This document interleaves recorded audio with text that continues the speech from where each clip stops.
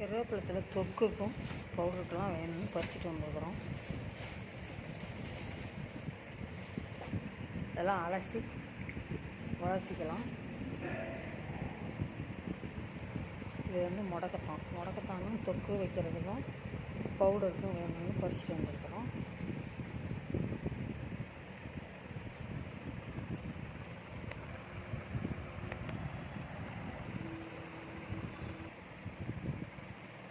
இது பிரண்டை, நல்லா கொழுந்து பிரண்டையாக கிடச்சிது.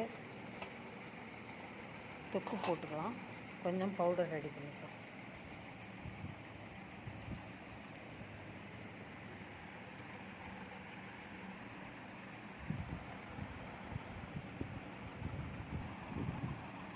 இது முருங்கைக்கீரையும் பவுடருக்கு தொக்குகள்லாம் நம்ம ரெடி பண்ணிக்கலாம். முருங்கைக்கீரையும் பறிச்சுட்டு வந்தாச்சு. இதெல்லாம் அலசி சுத்தம் பண்ணணும்.